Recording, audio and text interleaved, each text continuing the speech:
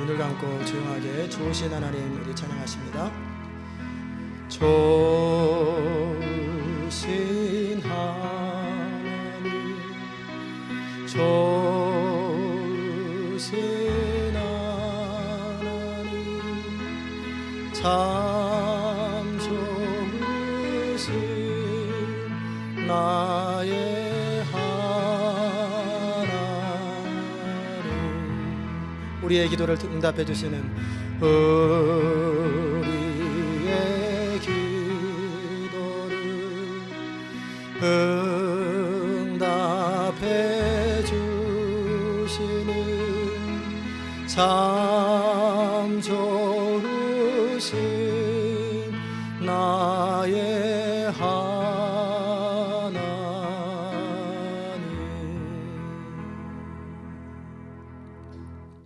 하나님이 좋으신 분이신 걸 믿으십니까? 하나님은 여러분의 어떠함에도 불구하고 우리를 사랑하시고 또 우리를 인도하시는 선한 목자가 되심을 믿으시기 바랍니다. 오늘 말씀을 듣기 전에 제가 God is good 하면 여러분은 all the time 하면 여러분은 God is good 한번 해봅니다. God is good.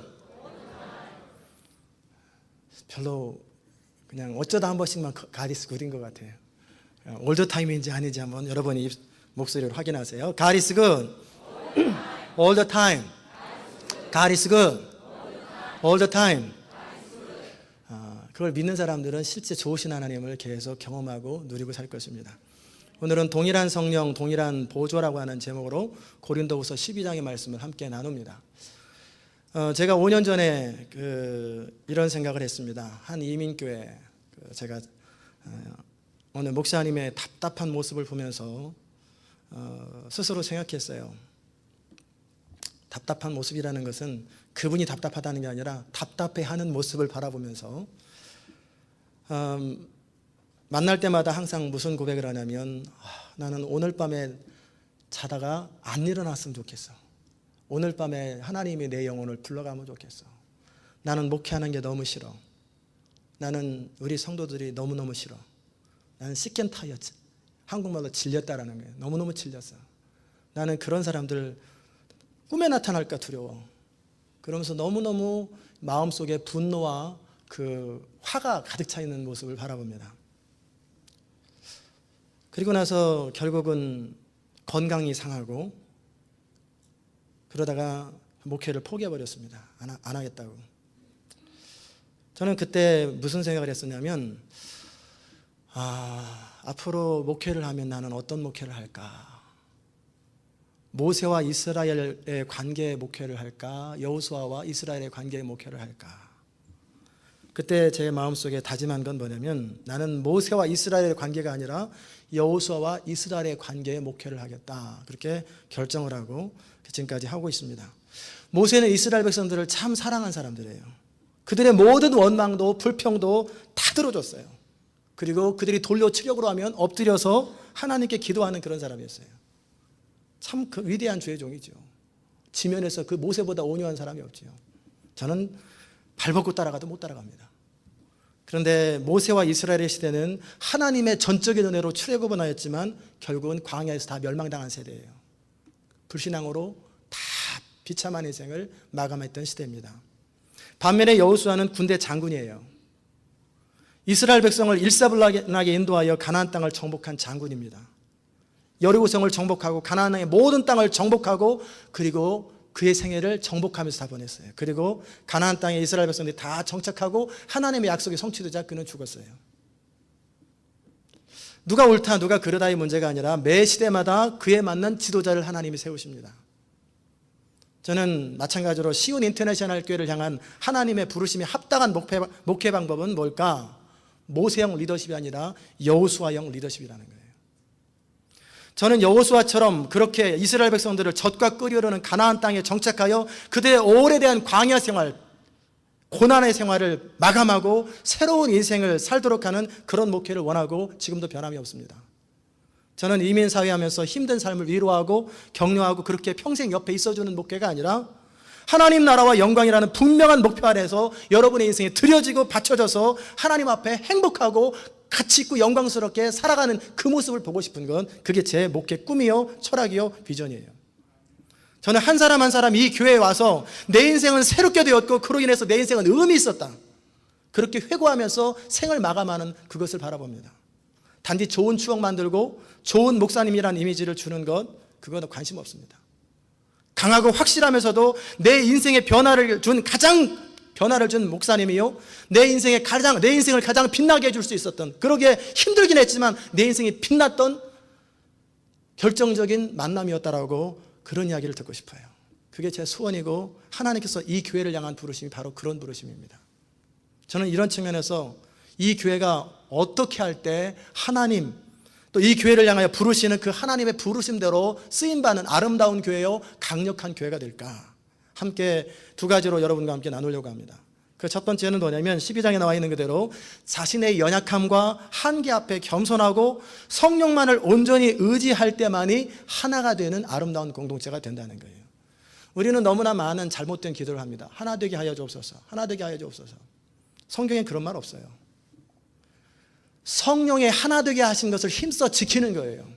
성령은 그리스도 안에서 우리를 하나로 부르셨지 각자로 부르셔가지고 하나 만드는 게 아니에요. 성령 안에서 거듭난 사람은 이미 하나입니다. 그런데 그 하나 된 것을 어떻게 지키느냐의 문제예요. 그러면 어떻게 지켜줄 수 있을까? 서로 봐주고 막 그렇게 해가지고 서로 의견을, 집사님 참어 뭐 이렇게 해가지고 짜맞추면 하나가 될까? 아니에요. 성경에서 말하는 하나됨은 그런 방식으로 절대 안 이루어집니다. 그랬다면 진즉에 다 이루어졌겠죠. 그렇지 않습니다. 한 사람 한 사람이 부부간에 하나 되려면 두 사람이 각자 의견을 서로 조율하는 것이 아니라 성령의 음성을 듣고 하나님 앞에 복종하게 되면, 남편은 아내를, 아내는 남편을 성령 앞에서 대하면 하나는 저절로 되는 거예요.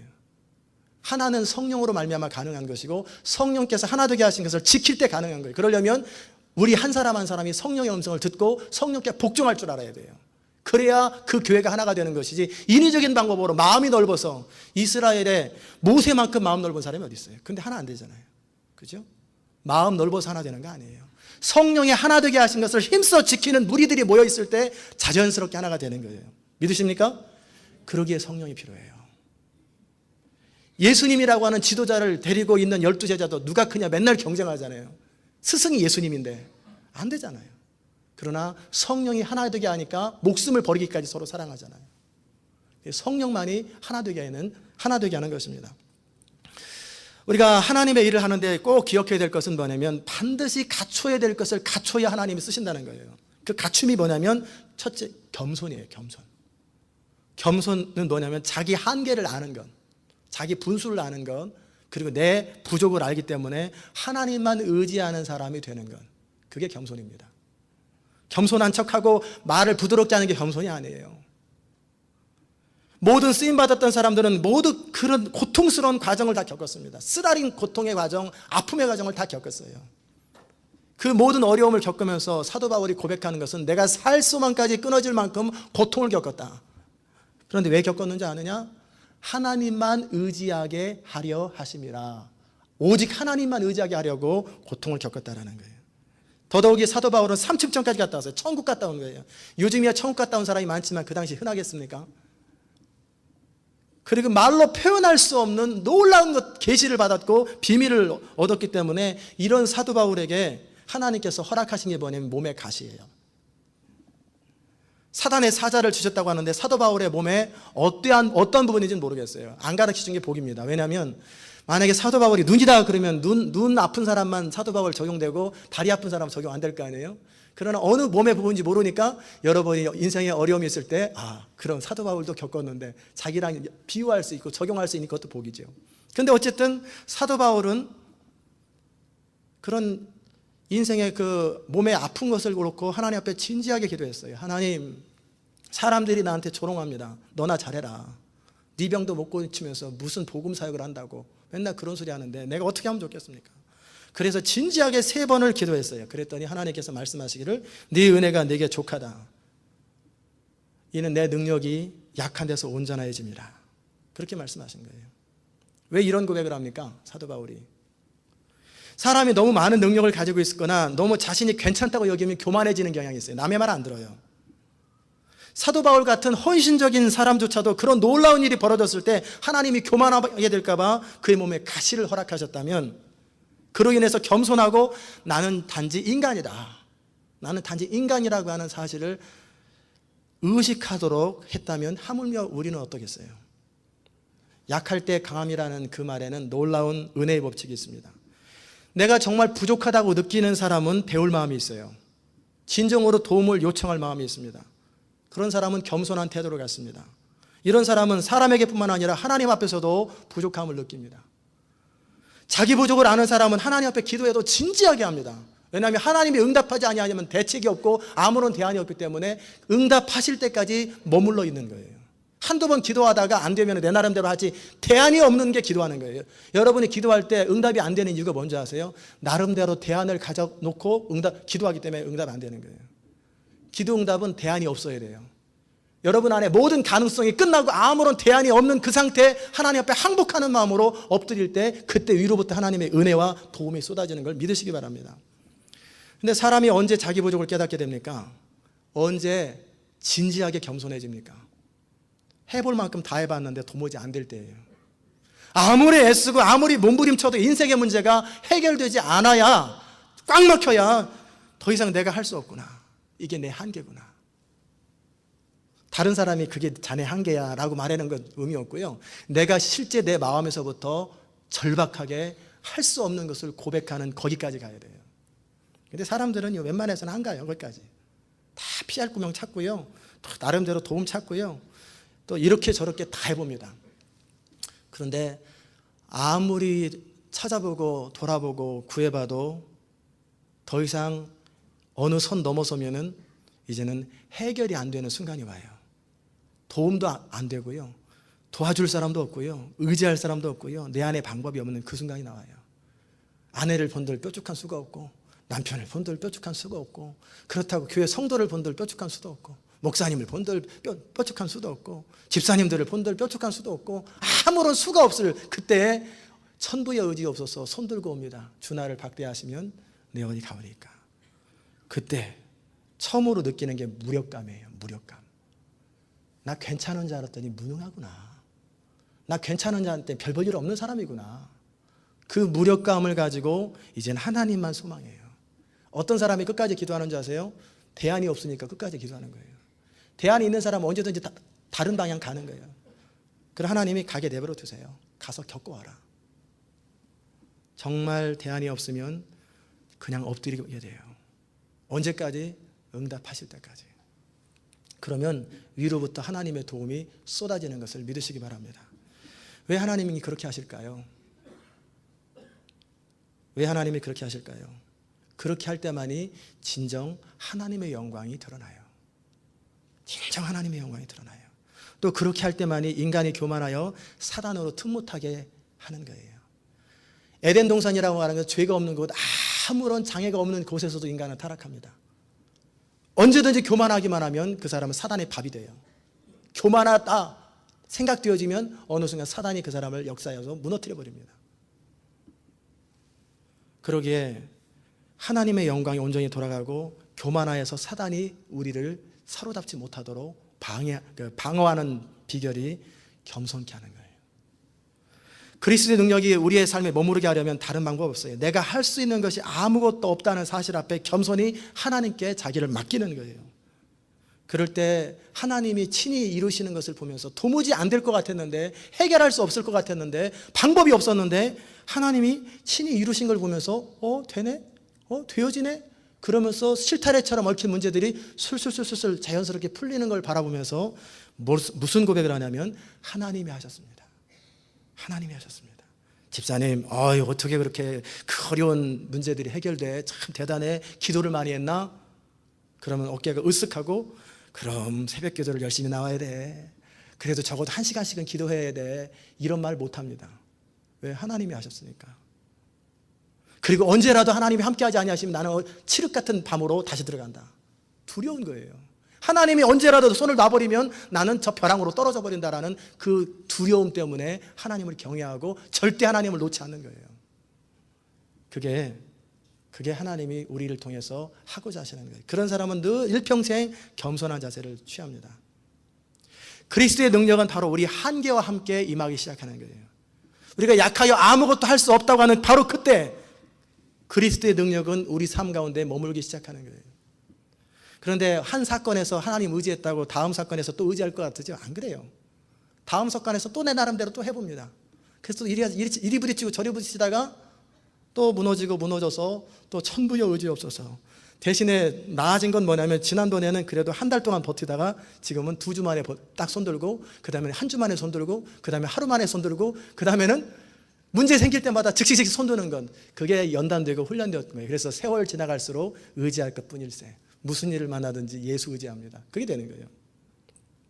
그러나 이렇게 평생 겸손한 태도를 누리기 위해서 사도 바울에게 허락한 것은 몸의 가시를 평생 허락하는 거예요. 평생 골칫거리를 하나 두는 거예요. 평생 기도 제목을 하나 두는 거예요. 근데 바울은 그걸 놓고 더 이상 기도 안 하죠. 이미 기도 응답 딱 받았잖아요. 안 고쳐준다는 게 응답이기 때문에 이제는 내가 기뻐하고 즐거워하겠다. 그 안에서 자유를 누려버리는 거예요. 여러분의 삶 가운데 약한 것이 있다면 기뻐하십시오. 도저히 나는 왜 이렇게밖에, 나는 별로 배운 것도 없고 가진 것도 없고 뭐 특별히 잘하는 것도 없고 뭐 아무것도 없다. 그러면 고린도전서 1장의 말씀이 이루어집니다. 고린도전서 1장에 보면 여러분을 향해서 저를 향해서 말씀하시는 거예요. 형제들아 너희를 부르심을 보라. 육체를 따라 지혜 있는 자가 많지 아니하며 능한 자가 많지 아니하며 문벌 좋은 자가 많지 아니하도다. 그러나 하나님께서는 세상에 미련한 것들을 택하사 지혜 있는 자들을 부끄럽게 하시며 세상에 약한 자들을 택하사 강한 자들을 부끄럽게 하려 하시며 하나님께서는 세상에 천한 것들과 멸시받는 것들과 없는 것들을 택하사 있는 것들을 패하려 하시나니 이는 아무 육체라도 하나님 앞에서 자랑하지 못하게 하려 하심이니라. 여러분이 약하다면 가능성이 있어요. 어떤 가능성? 쓰임받을 가능성. 여러분이 괜찮다라고 나는 괜찮은 사람이라고 하면은 가능성이 있어요. 어떤 가능성? 쓰임받지 못할 가능성. 스스로 괜찮다고 생각하는 사람 하나님 쓰시는 법이 없습니다. 여러분 안에 능력이 있다면 기뻐하십시오. 사람들이 나를 우습게 알고 모욕하고 함부로 대하고 그러면 기뻐하세요. 어느 순간 정오의 빛같이 여러분을 들어 올리는 순간이 있어요. 제가 어제 라이나르도 본케라고 하는 이 시대 참 하나님께서 귀히 쓰시는 67세 드신 그 복음 전도자가 있어요. 독일 출생인데 15살 때부터 전도운동을 시작하면서 사람들이 무시하고 조롱하고 비난하고 회방하자 독일에서 아프리카로 갔어요. 사람들이 핍박하고 막 그랬어요. 모욕하고 그랬어요. 그러나 하나님이 함께하는 증거들이 그에게 나타나고 하나님이 함께하시는 그 사인들이 그에게 나타나니까 이제는 아무도 그에게 함부로 못해요. 그때 했던 사람들이 두려워서 다 무릎 꿇고 와서 사과하고 빕니다. 그는 이 시대에 참 하나님께서 마지막 시대 때 그런 일들을 이루시는데 1억의 사람들을 주께로 돌아오게 한 사람이에요. 결신을. 나이지리아라고 하는 나라에서 1억 4천만 명 되는 그 나라에서 3년 동안 3,400만 명을 결신하게 한 분이에요. 상상을 해보세요. 한 3만 명 정도 집회를 준비하는데 20만 명이 오고 그 다음에는 100만 명이 모여요. 또 160만 명이 모이는 거예요. 가능한 일인가? 160만 명이 모일 큰 들판에서 그 엄청난 사람들이 모여가지고 거기서 100만 명이 회개하고 결신하고 주께로 돌아오고 막 그래요. 그 하나님이 하시는 일을 보면서 비판했던 사람, 함부로했던 사람들이 다 와서 무릎 꿇고 사과하는 거예요. 잘못했습니다. 왜? 하나님이 함께하는 사람에게 잘못했다가 무슨 일을 당할지 모르니까 두려운 거예요. 능욕을 당하십니까? 기뻐하세요. 내가 잘못해서 능욕 당하면 당하세요. 그러나 내가 잘못이 없는데 능욕을 당하면 어느 순간 하나님이 높이시는 순간이 있어요. 하나님이 높여야 진짜 높아지는 거예요. 스스로 자기를 높이는 사람처럼 어리석은 사람은 없어요. 경제적으로 궁핍함이 있다면 기뻐하세요. 왜? 그것을 통해서 하나님께서 여러분에게 물질의 권세가 무엇인지를 깨닫게 하는 기회가 돼요. 물권을 얻어야 됩니다. 물질의 권세는 내가 이 물질을 이젠 더 이상 나와 내 가족을 위해 쓰지 아니하고 하나님 나라와 영광을 위해서 쓰겠다라고 확실히 결단하고 그렇게 없을 때부터 실천하기 시작한 그 사람에게 물권이 생기는 거예요. 그냥 아무나 생기는 게 아니에요. 핍박이 있다면 기뻐하세요. 곤란한 상황이 찾아온다면 기뻐하세요. 도대체 꽉 막혀가지고 아무런 대안이 없을 때 그때 기적을 경험할 수 있는 찬스예요. 거기서 자포자기할 수 있는 기회도 되지만 그때 기적을 경험할 수 있는 찬스가 되는 거예요. 여러분의 상황이 그런 상황이 되면 어떻게 됩니까? 기도하게 돼요. 진정 그런 상황이 되면 엎드려 하나님의 은혜를 구하게 됩니다. 그럴 때 그의 삶은 오직 하나님의 은혜로 말미암아 소생하는 것을 보게 돼요. 아, 하나님이 진짜 살아계시구나. 하나님이 진짜 역사하시는구나. 하나님은 정말 하나님이시구나. 그러면 그 하나님 앞에 함부로 못합니다.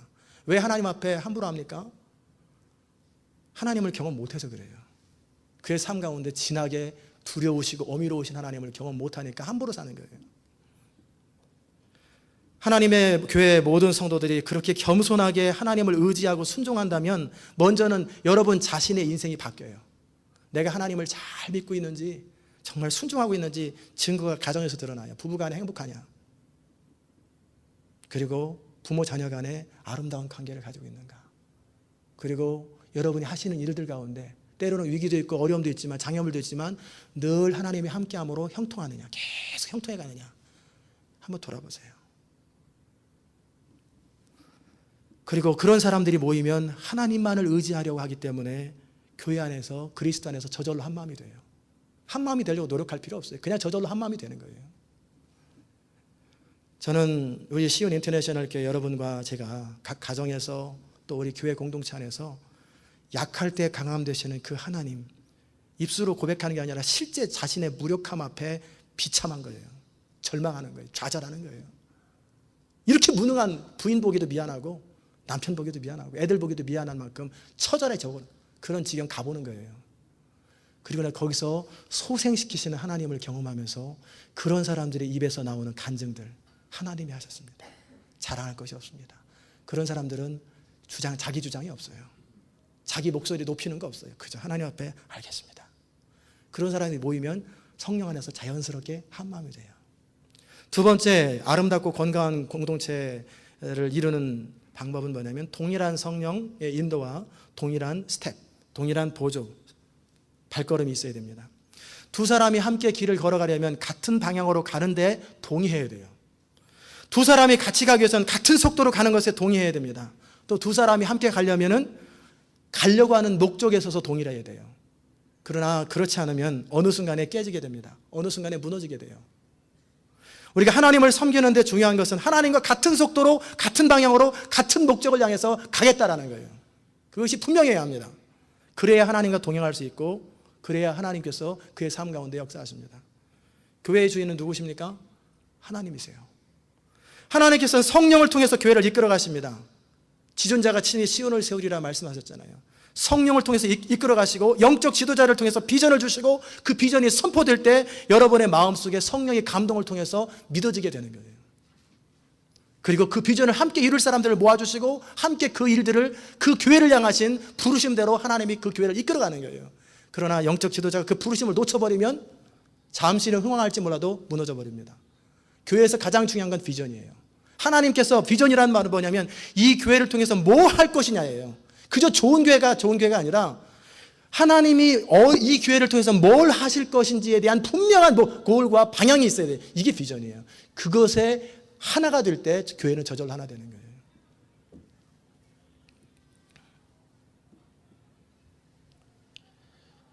여러분, 제가 말씀을 선포할 때 성령 안에서 여러분 마음속에 화답함이 있잖아요. 만약에 제가 말씀을 전할 때 성령께서 여러분 안에 확증을 안 주시면 여러분은 여기 안 앉아 있습니다. 주일마다 말씀을 듣는데 참 뭔 소리 하는 거야 도대체, 알아듣지도 못하는 얘기 하네. 저기 뭔 소리야, 내 삶에 적용도 안 되네. 저기 뭔 소리야, 무슨 아무 소리. 여러분 안에 성령 안에 감동이 없고 확증이 없으면 못 앉아 있습니다. 사람들이 안 옵니다. 선포되는 말씀이 여러분의 가슴을 치고, 어떤 분은 한 번도 저를 만난 적이 없는데, 우리 교회 나온 적도 없는데 그러는 거예요. CD를 들으면서, 야, 네가 그 목사님한테 우리 집 얘기했냐? 어떻게 저 목사님은 우리 사정을 정확하게 잘 아냐? 여러분을 찔러 쪼개기까지 하고 감동을 주고 아픔을 주고 때로는 위로를 하고 격려를 하고 어그러진 걸 펴고, 그런 성령께서 여러분을 터치하는 음성이 있을 때 여러분은 내가 오늘 하나님의 음성을 들었다라고 확신하는 거예요. 동시에 하나님의 비전을 선포할 때 여러분 어떻게 해야 합니까?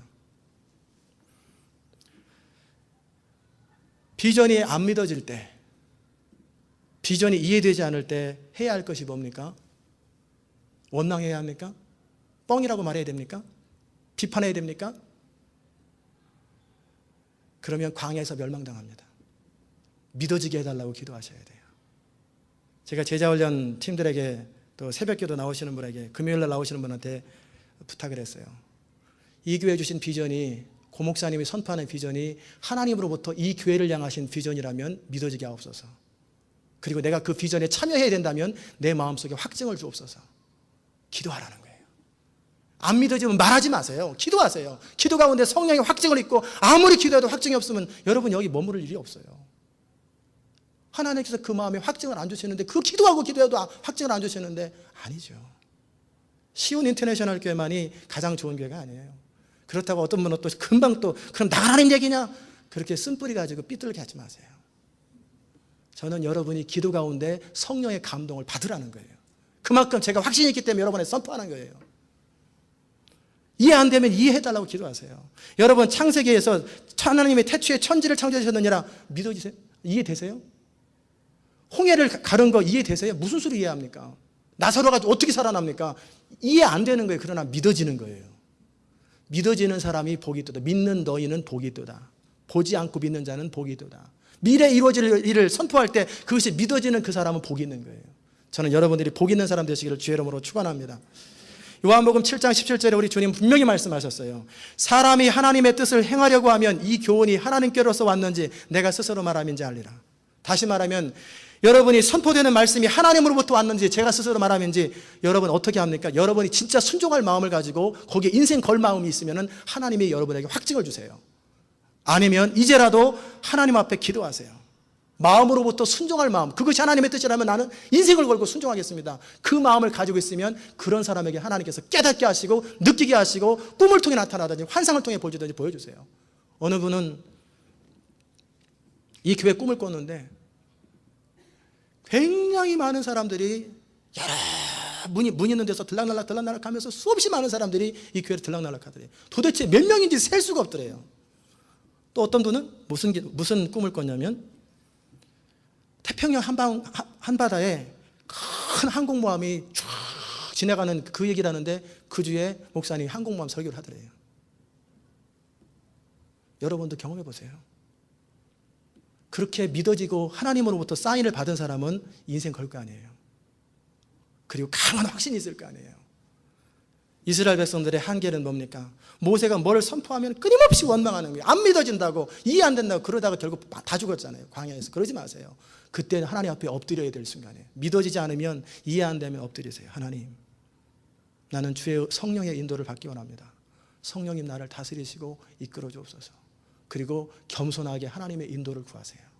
그러면 성령님은 여러분과 저에게 동일한 방향으로 인도하실 거예요. 그렇게 하나님의 교회가 일사불란하게 하나님의 성령을 따라서 가게 되면 이 교회는 강력한 교회가 되고 정말 쓰임받는 교회가 돼요. 이 교회 하나님의 역사와 능력이 언제 일어나는지 아세요? 우리가 한 마음으로 하나님의 은혜를 사모하고 인원이 많든 적든 그건 중요하지 않아요. 마가의 다락방에서 120명의 문도가 일심으로 한 마음이 돼서 기도할 때 성령이 쏟아지기 시작하잖아요. 그런 것처럼 각자 소견에 오른 대로 이렇게 저렇게 할 때는 아무 능력 없어요. 이 교회에 어느 하나님의 역사나 기적 없어요.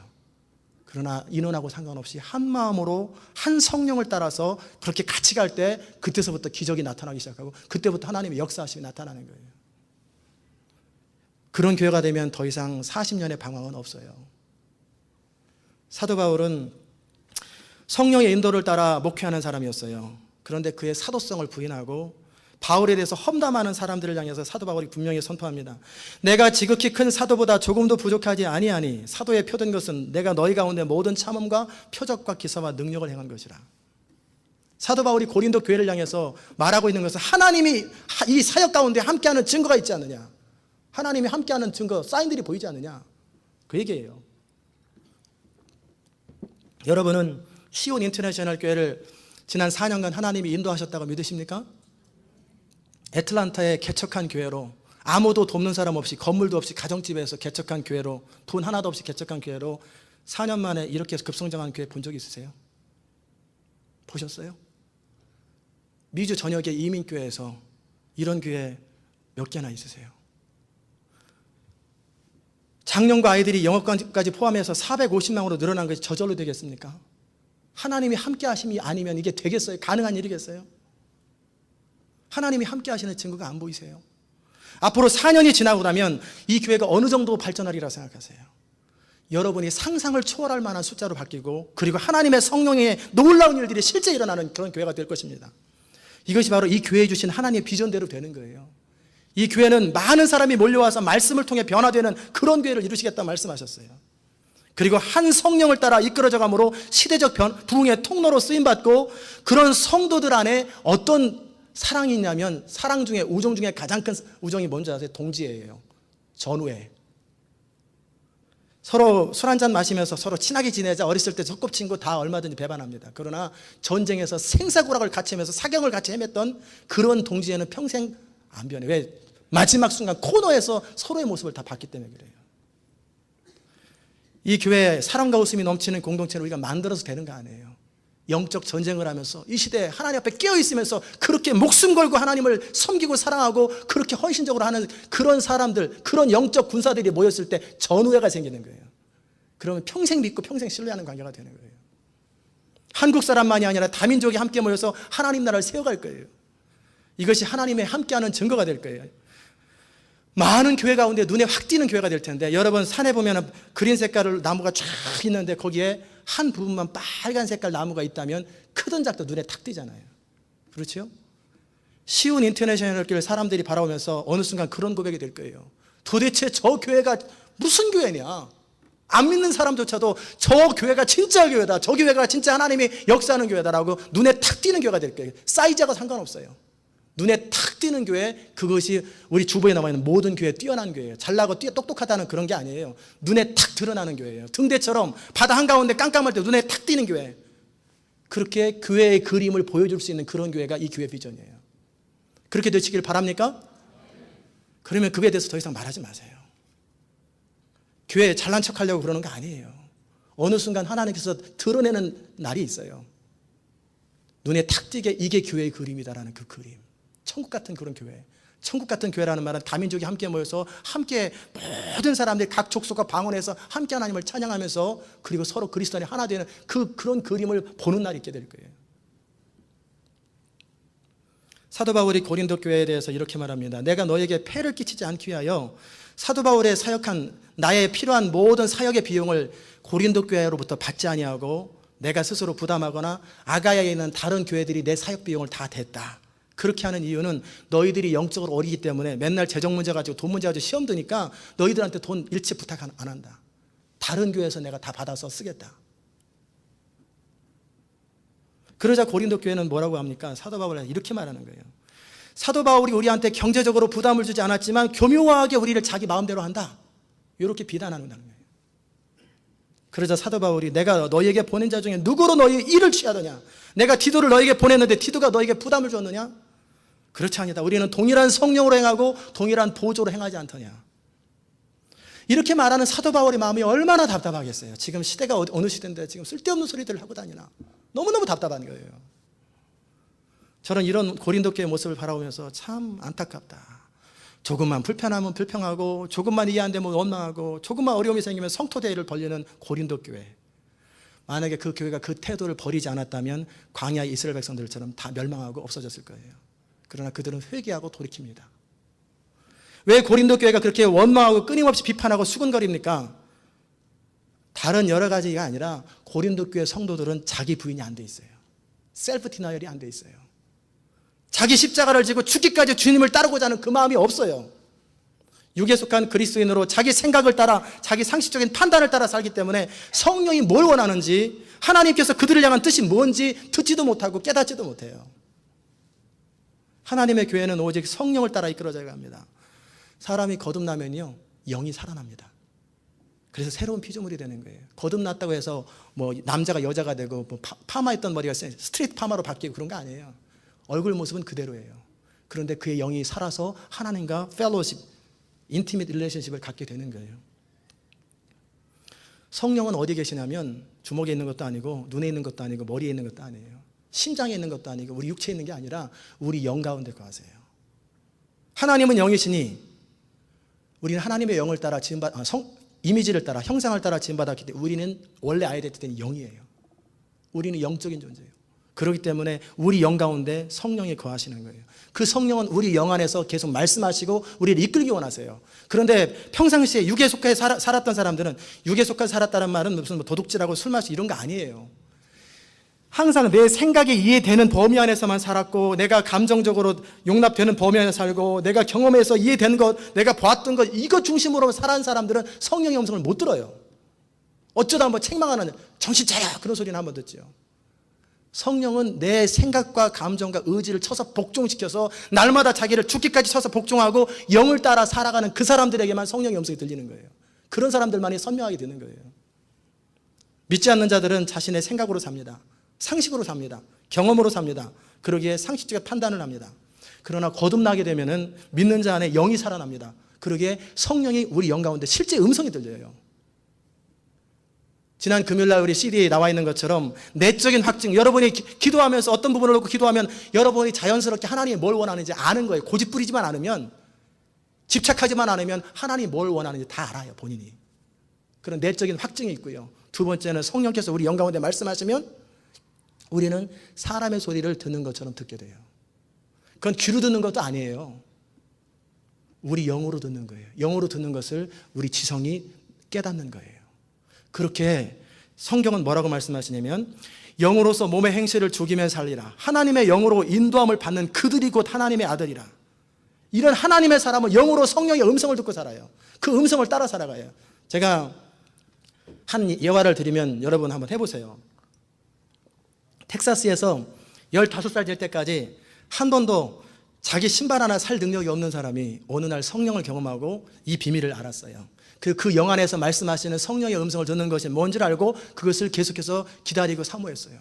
그 사람이 어떤 사업을 투자하는 데 있어서 투자 일을 하는 일을 했나 봐요. 그런데 이분이 계속해서 인간적으로 생각할 때, 육체적으로 생각할 때, 전문가의 의견을 들었을 때 거기에 투자하면 좋겠다 그런다 할지라도 옷장에 들어가서 기도하는 가운데 확신을 얻기까지 이틀이든 3일이든 계속 머물러요. 그리고 성령께서 확증을 딱 주면은 하지 말아야 되겠다, 해야 되겠다, 하지 말아야 되겠다, 해야 되겠다. 그래가지고 2년 만에 백만장자로 바뀌었어요. 하나님의 성령은 우리가 늘 교회 일하고 무슨 전도하는 데만 역사하는 게 아니에요. 여러분이 사업하는 데도 역사하고, 여러분이 어떤 인생에 다 역사해요. 여러분이 어떤 아이템을 추구하려고 할 때 이걸 해야 돼, 사야 될지, 몇 개나 사야 될지, 그게 만약에 히트치는 상품이라면 100만 개 사면 좋잖아요. 그런데 히트도 안 낸 거를 수십만 개 사가지고 쫄딱 망해버리면 안 되잖아요. 그런 거를 그분은 기도했다는 거예요. 응답하시는 거예요. 끝까지 기다리고 금식하면서 내 생각과 사람들의 이야기가 다 사라질 때까지 잠잠히 머무는 거예요.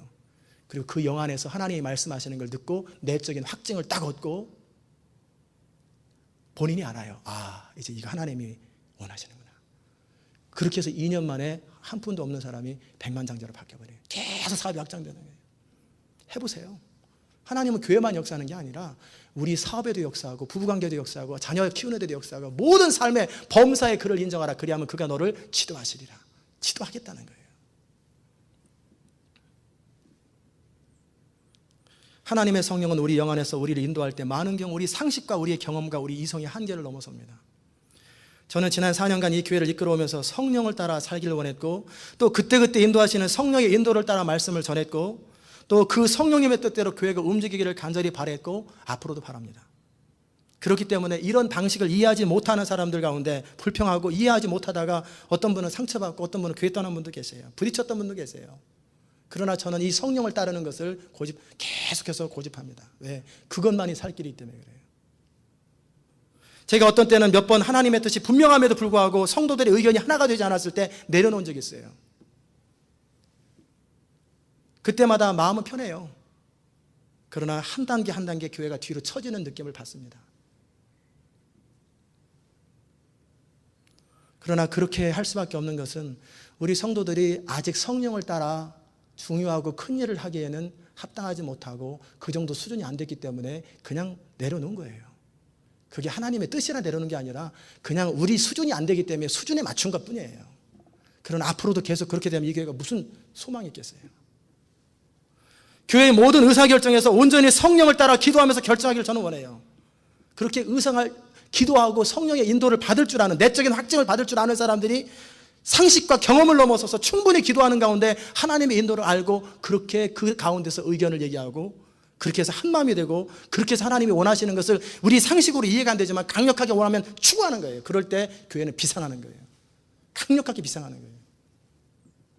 모세와 이스라엘 백성들의 끊임없는 갈등은, 모세는 하나님의 뜻을 따라 이끌려고 하지만 이스라엘 백성은 상식적으로 자신이 이해되는 쪽으로 생각을 하기 때문에 늘 부딪히는 거예요. 그러나 여호수아는 그렇게 안 해요. 강력하게 밀고 나가는 거예요. 그렇게 한 마음이 되어 따라갈 때 여리고성이 무너지는 거예요. 아마 우리 고린도후서 끝난 다음에 여호수아를 강의할 거예요. 여리고성을 돌 때 어떤 일이 일어나는지 아세요? 상식적으로 이해 안 되는 그런 일을 해요. 성 위에 있는 사람들이 거기다 뜨거운 물을 부으면 다 죽는데 성 밑을 돌아요. 근데 이런 일을 왜 하느냐, 쓸데없는 짓을 왜 하느냐, 상식적으로 이해 안 된다, 그런 이야기를 할까봐 하나님이 명하셨어요. 여호수아에게, 백성에게 한마디 말도 하지 마라. 그러면 7일 동안 백성들은 한마디 말도, 아무런 얘기도 안 해요. 그래서 여리고성이 무너진 거예요. 제가 여러분한테 수근수근 하지 말고 근거 없는 얘기 하지 마세요 그래도 여러분 그래도 계속 하잖아요. 그러니까 별 볼 일 없는 거예요. 그렇게 큰 역사, 하나님의 기적 같은 역사가 안 일어나는 거예요. 하나님의 명을 선포하는데 순종을 안 해요. 여전히 자기 기분대로 살아요. 그렇게 계속 가면 이 교회 소망 없어요. 어느 순간 비전이 딱 하나님이 걷어가세요. 그럼 이 교회는 무너지는 거예요. 산소전 나고, 한때 괜찮이 떴던 교회였는데 어느 순간 보니까 없어졌네, 그런 교회 되는 거예요. 그렇게 되기 원하십니까? 저는 원치 않아요. 이 교회는 마지막 시대에 대부흥을 준비하면서 강력하게 쓰기 원하시는 그런 교회예요. 여러분이 이 교회를 그림 가질 때 그냥 이민교회, 보통 어느 정도 선교하고 괜찮은 교회, 좋은 교회, 그 교회가 아니에요. 그 그림을 가지고 이 교회를 자꾸 바라보니까 자꾸 옛날 생각하면서 이전 교회 생각하는 거예요. 이 교회는 그런 교회 아니에요. 이 교회는 세계 선교의 흐름을 바꾸는 교회고, 모든 도시들을 겨냥하여 영적 전쟁을 하는 교회고, 어떤 선교의 주도권을 잡고 이끌어져가는 그런 교회가 될 거예요. 강력한 교회가 될 거예요. 그리고 이런 비슷한 교회들이 서로 연결돼서 네트워크를 이루어서 총사령관이신 성령님의 지도를 따라서 이 교회가 해야 할 일을 일사불란하게 이루어나가서 하나님 나라 완성하는 그 일하는 교회가 이 교회인 걸 여러분이 믿으시기 바랍니다. 이 교회는 이민생활하는 사람 위로하기 위해서 세워진 교회 아니에요. 이 교회에서 그것만 계속 추구하는 사람들 자꾸 실족할 거예요. 여러분 위로하려고 세워진 교회 아니에요. 위로는 여러분 삶 가운데 하나님의 역사가 일어나고, 여러분의 인생 가운데 문제가 해결되고, 여러분의 인생 가운데 삶의 문제가 해결되면 위로는 저절로 되는 거예요. 제가 100마디 말로 위로하는 것보다 여러분의 인생 문제가 해결되면 되잖아요. 여러분의 인생이 바뀌어버리면 되잖아요. 천국이 되어버리면 되잖아요. 그러면 위로는 저절로 돼요. 근사한 말로 위로하는 게 무슨 소용이 있습니까? 여러분의 인생의 문제가 실제 해결돼야지. 그 교회를 하나님이 원하시는 거예요. 이런 분명한 사명이 있는 사람들, 이런 하나님 나라 운동에 쓰임받기 원하는 사람들이 모여서 함께 하나님의 비전을 이루는 교회가 될 거예요. 군대에서 전쟁을 할 때 지휘관의 명령을 따르지 않고 끊임없이 원망하고 불평한다면 그런 군대는 아무리 많은 사람이 있어도 무능한 군대입니다. 군법을 하면 그 자리에서 차명이에요. 작전회의에서 어떤 지시가 내려오면 모든 병사들은 그 일을 수행하는 데 있어서 전심으로 순종하고 따라가는 거예요. 그게 집행하는 거예요. 그게 막강한 군대예요. 그게 행정이에요. 입법부에서 결정하면 행정부에서는 순종하고 집행하는 게 행정이에요. 그러나 현장에서 이루어지는 자질구질한 것들은 스스로 결정할 수 있는 어소리티를 주는 게 행정이에요. 마찬가지로 이 교회도 그렇게 강력한 교회가 되기 위해서는 어떤 사람에 의해서 이끌어져가는 교회가 되면 안 돼요. 제가 이끌어가도 안 돼요. 제가 무슨 하나님입니까? 저도 똑같은 사람이고 실수할 수 있는 가능성이 있는 사람인데, 지존자가 친히 시온을 세우고 그분 하나님께서 친히 우리의 부족함에도 불구하고 우리를 이끌어 가시는, 그게 하나님의 교회예요. 여러분이 앞으로 의견을 낼 때 상식으로 의견을 내거나 여러분의 입장에서 의견을 내면 의견과 의견이 부딪힐 것입니다. 항상 2000년의 역사 가운데, 민주주의 역사 가운데 항상 의견과 의견이 부딪히면 민주당, 공화당 서로 싸우잖아요. 의견과 의견은 끊임없이 부딪히고, 의견과 의견이 부딪히면 서로 감정이 상하게 되는 거예요. 그러면 평생 전쟁이 일어나는 거예요. 저는 그런 게 원치 않아요. 모두 한 마음이 될 때까지. 답답하지요. 시간이 걸리죠. 그러나 하나님 앞에 중심으로 하나님 나라와 영광을 사랑하고 자기를 부인한 사람들이 하나님 앞에 엎드려 무엇이 최선입니까? 라고 기도할 때 하나님이 인도하시는 거예요. 이 교회 이 장소 결정된 것도요, 하나님께서 그냥 결정한 거 아니에요. 4달 넘게 건축위원들이 갈등하고 뭐하고 이렇게 저렇게 막 이런저런 막 이렇게 막 이러다가 구하다 안 되니까 수요일 날 저녁에 모였어요. 그리고 동그랗게 모여가지고 건축위원들이 뭐라 그랬냐면 우리가 교만했습니다. 하나님 앞에 기도하지 않았습니다. 주님 앞에 용서를 빕시다. 그리고 한 마음이 돼서 주님 앞에 용서를 빌고 회개하기 시작했어요. 근데 재미난 일은 그날 아침 제 큐티 할 때 하나님 뭐라고 말씀하셨냐면 감추었던 것을 보여줄 것이다 말씀하셨어요. 그래서 수요일 날 저녁 때 제가 선포했어요. 이제 곧 하나님이 감추인 것을 드러내실 것입니다. 그리고 나더니 그 주간에 이 교회를 찾은 거예요. 이 장소를. 근데 또 재미난 일은 뭐냐면 우리 교회 청소하는 알렌 앙뚜아디라고 하는 우리 흑인 우리 분이 계세요. 신학교 다니시는 분인데 그분은 이 교회에서 청소하면서 계속 기도했어요. 1년 넘게를. 하나님 이 장소는 교회가 적당한데 교회가 오게 해주세요. 교회가 오게 해주세요. 교회가 오게 해주세요. 그렇게 기도했던 장소예요. 그래서 우리 교회가 온다니까 너무 좋아가지고 야 교회가 왔다 교회가 왔다. 하나님의 성령의 인도를 따라 이끌어져 갈 때 아무렇게나 간 게 아니에요. 그러나 여러분에게 한 번 더 하나님은 완전하신 뜻이 있어요. 우리를 향한 베스트 웨이가 있거든요. 그런데 그 길을 가기 원하는데 우리가 놓쳐버리고 기회를 놓치면 그 다음 길로 계속 수준이 떨어지는 거예요. 이해되세요? 거기에도 하나님의 섭리는 있고 역사는 있어요. 그러나 가장 베스트 웨이는 다 놓쳐버리는 거예요. 좋은 건 다 놓치고 마지막에 어쩔 수 없이 그나마 최선인 그나마 차선밖에 못 가는 거예요. 그러게 우리가 하나님 앞에 늘 깨어서 가장 온전하게 성령을 따르기 원하면 하나님은 기적의 하나님, 전능한 하나님, 능력의 하나님을 경험하게 될 거예요. 그러기에 우리가 충분히 기도하고 누가 제안을 하든 그게 무슨 상관이 있어요. 그것이 의미 있다면 함께 기도하는 거예요. 그리고 한 마음이 되어서 마음을 모으면 거기에 강한 하나님의 역사가 일어나요. 그러면 사람들의 입에서 무슨 말이 나오는지 아세요? 이구동성으로 하나님이 하셨습니다. 이 교회는 하나님이 이끌어 가시고 하나님이 역사하셨습니다. 그 고백이 나오게 될 거예요. 그것이 훈련되고 그것이 연습된다고 생각해 보세요. 그러면 정말 강력한 교회가 돼요. 성령님은 전능하신 하나님이에요. 죽은 자를 살리시며 모든 것을 가능하게 하신 하나님이에요. 그러나 그 성령님은 누굴 통해 역사하는지 아세요? 믿고 순종하는 사람들을 통해서 역사하세요. 하나님은 스스로 알아서 안 하십니다. 반드시 사람을 통해서 하세요. 그런데 어떤 사람? 믿고 순종하는 사람, 영에 민감하고 성령을 따르기를 진정 원하는 그 사람을 통해서, 그 사람이 한 사람이 있으면 그 한 사람을 통해서도 그 1억의 사람들이 주께 돌아오게 하는 거예요. 온전히 헌신된 사람, 온전히 드려진 사람, 믿고 순종하는 사람. 따라서 합시다. 믿고 순종하는 그 사람을 통해서만 성령이 일하신다.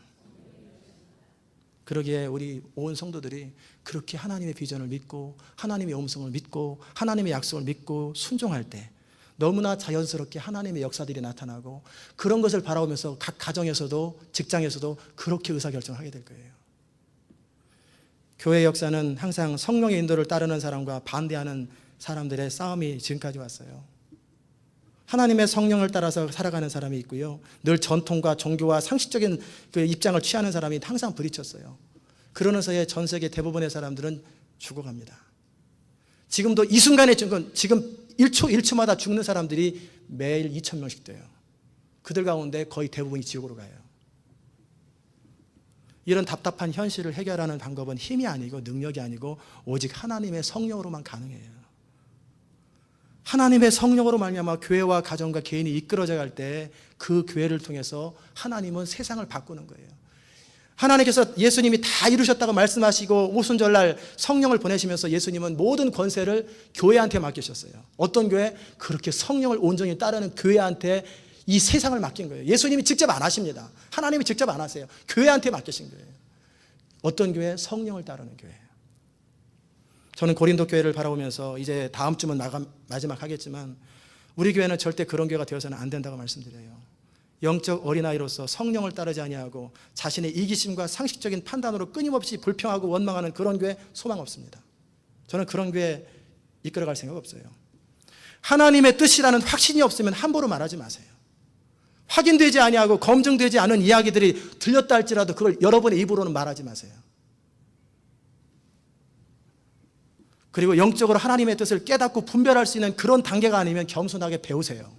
내가 성령의 인도를 받을 줄 모르면 겸손하게 잠잠고 배우세요. 자꾸 자신의 생각을 의존하지 마시고 하나님 안에 확신을 가지고 얘기하세요. 그가 누가 의견을 제시했든 하나님이 기뻐하신 뜻이라면 저나 이 교회 모든 성도는 어린아이가 제시했어도 그걸 따라갈 거예요. 그리고 그것이 하나님의 뜻도 아니고 성령의 인도도 아니면 거절당할 것입니다. 그리고 그 모든 책임은 하나님 앞에서 각각 지게 되는 거예요. 하나님은 각 사람의 행한 대로 갚으십니다.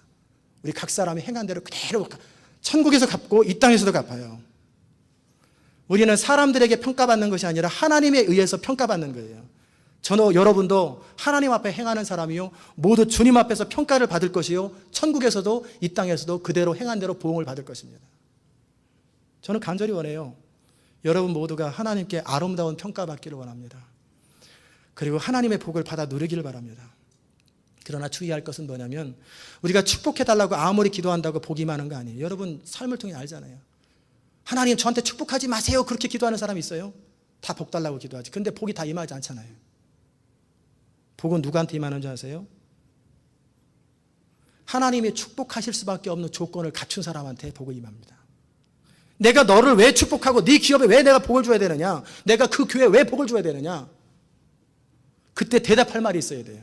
당당하게 이러이러해서 하나님이 복을 주실 수밖에 없습니다라고 고백할 수 있다면 거기에서 하나님의 은혜와 축복이 쏟아지는 거예요. 제가 지난 금요일 날 말씀드렸던 그 예화 있잖아요. 마틴 루터가 그의 사랑하는 동역자가 병들어서 죽게 됐어요.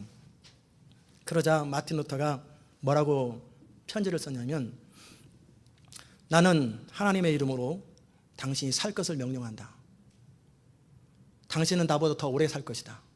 그리고 이것은 하나님의 뜻은 아니고 내 뜻이다. 그러나 나는 오직 하나님의 나라, 하나님의 복음, 하나님의 영광만을 위해서 온전히 바쳐진 사람이기 때문에 하나님은 내 기도를 들으신다고 난 믿는다. 당신은 살아야 한다. 그 편지를 보냈어요. 그 친구가 병상에서 죽어가면서 편지를 딱 보는 순간 그 자리에서 벌떡 일어나 버렸어요. 그리고 마틴 루터보다 2달 더 오래 살다가 죽었어요. 그게 우리의 기도를 하나님이 변론할 때, 하나님이 드실 때, 이사야서 43장에 보면은 뭐라고 하나님이 말씀하셨냐면, 제가 오늘도 읽어드렸지만 이렇게 말씀하셨어요.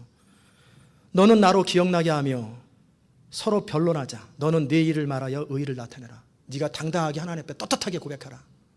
내가 너를 축복해야 될 이유를 당당하게 대라. 그럴 때 하자가 없으면 내가 축복하겠다. 다윗도 그러잖아요. 하나님 내 마음을 감찰하사 내가 죄악 중에 거하는가 보옵소서. 잘못했으면 정직하게 잘못했다고 고백하는 거예요. 만약에 여러분 이렇게 고백한다면 하나님은 반드시 축복하십니다. 저는 오직 하나님 나라와 영광을 위해서만 살아갑니다. 이 기업은 하나님의 것입니다.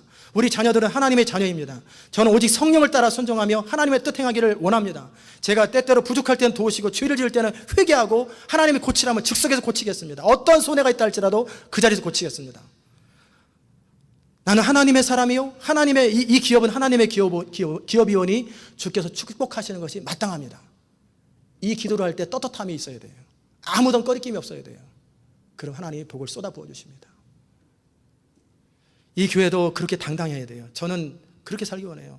하나님 앞에 무엇을 기도할 때 거리낌이 없는 상태가 되도록 하는 거예요. 그럴 때 거리낌이 있으면 회개하세요. 버티지 말고 하나님 잘못했습니다 하고 이거 제가 정리하겠습니다 하고 딱 회개하고 돌이키세요. 그리고 깨끗한 마음 상태에서 하나님 앞에 구할 때 하나님의 복이 쏟아지는 거예요. 그러면 여러분의 인생은 무엇을 하든지 형통한 인생, 30배, 60배, 100배의 결실을 맺게 돼요. 여러분의 인생의 고민과 갈등이 사라져버립니다. 믿으십니까? 그렇게 해보세요. 이건 성경 말씀이에요. 그대로 해보세요. 더욱이 이 교회는 그런 축복의 수준을 넘어섭니다. 하나님이 이 시대에 가장 기뻐하는 교회, 하나님의 나라와 영광을 위해서 가장 전략적으로 사용하기를 기뻐하는 그런 교회가 되기를 우리는 소망하고 그걸 비전으로 붙들고 있잖아요. 모든 교회에 뛰어난 교회, 눈에 탁 띄는 교회. 그죠? 그러면 축복 수준을 넘어서야 돼요. 온전히 성령께 붙잡혀야 돼요. 제가 성령님을 따라서 앞으로 가고 비전을 제시하는데 여러분은 멀찌감치 팔짱 끼고 앉아가지고 잘 되나 보자. 그리고 안 됩니다. 그렇게 끌거나 여러분은 기도 가운데 성령의 인도를 받고 막 앞으로 나가는데 저는 안전빵으로 그냥 적당히 합시다. 너무 그렇게 무리하지 맙시다. 맨날 그러고 뒤에서 뒷짐지고 있으면 이 교회가 어떻게 되겠어요? 동일한 보조를 맞춰야 되잖아요. 동일한 보조를. 그럴 때 육신을 따르는 사람에게 보조를 맞추면 어떻게 되겠어요? 성령을 따르는 사람에게 보조를 맞춰야죠. 느려도 그쪽으로 가야 돼요. 모두가 그렇게 동일한 성령을 따라서 동일한 스텝을 밟고 앞으로 나갈 때 교회는 흥왕하고 사단의 견고한지는 깨어지고 하나님 나라는 왕성하게 될 것입니다. 저는 오늘 동일한 성령 동일한 보조라는 제목으로 함께 말씀을 나눴어요. 사도 바울이 고린도 교회를 세 번째 다시 방문하겠다고 말하면서 뭐라고 말하냐면, 내가 너에게 갈 때에 너희 다툼과 시기와 분냄과 당짓는 것과 중상함과 험담을 말합니다. 수근수근하는 것과 거만한 것, 어지러움이 있을까 두려워하고, 내가 다시 갈 때 하나님이 나를 너희 앞에서 낮추실까 두려워하고, 또 내가 전에 죄를 지은 여러 사람의 그 행한 바 더러움과 음란함과 호색함을 회개하지 않은 채 그 교회 버티고 있는지, 회개했는지, 그럴까 봐 근심하고 두려워한다는 거예요. 마찬가지로 저는 이 교회에서 하나님 앞에 그런 책망을 받을까 두렵습니다. 하나님이 세우신 교회, 하나님의 강력한 비전으로 세우신 그런 교회가 다툼과 시기와 분냄과 서로 무리지어서 수근수근하고 당짓고 험담하는, 영적 지도자를 거역하는 거만함과 무질서함이 있을까 두렵습니다. 그런 교회, 저는 그런 상황이 두려운 게 아니에요. 저는 사람을 두려워하지 않습니다. 사람을 두려워하면 진즉에 타협했어요. 어떤 사람 이야기처럼 재정적인 어려움을 겪는 것 저는 걱정 안 해요. 그럴 것 같으면 개척할 때 돈 없이 뭐하러 개척하겠어요? 왜 선교하겠어요? 처음부터. 전 돈 걱정 안 합니다. 그것이 하나님의 뜻대로 분명하고 하나님이 원하시는 일이라면 재정은 하나님이 채우게 되어 있는 거예요. 제가 두려운 건 뭐가 두려운지 아세요?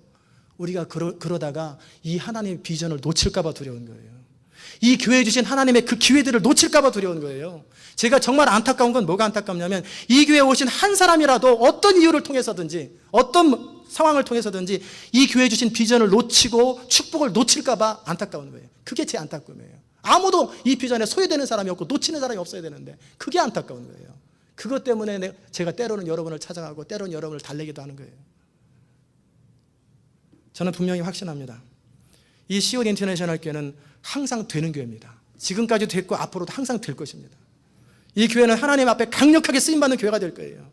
또 이 교회의 비전에 동참한 그 사람은, 이 교회의 비전을 믿고 인생을 건 그 사람은 평생의 영광스럽고 감사한 생애를 살게 될 것을 저는 믿습니다. 저는 그것을 분명하게 믿어요. 여러분 중에 한 사람도 그 기회를 놓치지 마세요. 그게 남은 자의 비전이에요. 어떤 분은 그 얘기하니까 또 튀어요. 시온 교회에 있어야만 복을 받냐? 제가 다른 교회에 있는 사람 복 받지 않는다는 얘기 한 적이 없어요. 이 교회에 주신 비전을 붙들고 남아있는 사람은 이 비전에 맞는 복을 받는다라는 거예요. 각 교회마다 각자 비전이 있잖아요. 이 시온에 남아있는 자는 하나님께 이 시온 인터내셔널 교회를 축복하기 원하시는 그 축복을 그대로 받아 누린다는 얘기예요. 마음에 상처가 있어서 틈만 나면 어떻게 하면 삐뚤이 생각하고 엉뚱하게 생각하는 그 쓴뿌리를 제거하세요. 그것을 통해서, 그 상처를 통해서 사단이 역사해요. 안 믿어지면, 따라서 하세요. 안 믿어지면 믿어지게 해달라고 기도하자. 이해 안 되면 이해되게 해달라고 기도하자. 그게 성도가 할 일이에요. 저는 항상 하나님의 기회에 대한 부담이 있어요. 그 기회는요, 붙잡는 자의 것이에요. 이스라엘 백성들에게 기회를 줬지만 놓치니까 그들이 그토록 고통당했잖아요. 저는 이 시온 인터내셔널에 오신 여러분들 그렇잖아요. 이곳에 와서 언어도 안 통하지, 능력도 제대로 발휘도 못하지, 힘들고 아침부터 저녁까지 고생하다가 그렇게 힘들고 어렵게 살다가 죽으면 뭐예요? 그렇다고 자녀들이 그럼 대통령 되느냐? 자녀들이 상원의원 되느냐? 그것도 아니잖아요. 그렇게 살다가 하나님이 디아스포라를 이 땅에 보내신 것은 그거 아니에요. 전 여러분 한 사람 한 사람이 제가 늘 잘 표현하는 대로 살고 저기 봄날의 벚꽃처럼 살구꽃처럼 활짝 편 그런 것, 감나무 가을날의 감나무처럼 주렁주렁 열매 맺는 그런 인생, 그건 복을 누리면서 시냇가에 심은 나무가 시절을 쫓아 과실을 맺으며 그 잎사귀가 마르자냥 같으니 그 행사가 다 형통한 그런 인생, 그러는 인생 살기를 정말 바랍니다. 저는 시온에 속한 모든 성도들이 바로 그런 축복을 누리기를 정말 바라요.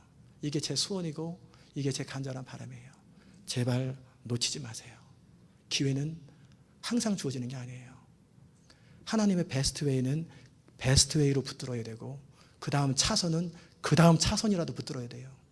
여러분이 그렇게 하나님의 그 축복 속에 거하는 아름다운 인생 되시기를 주의 이름으로 축원합니다.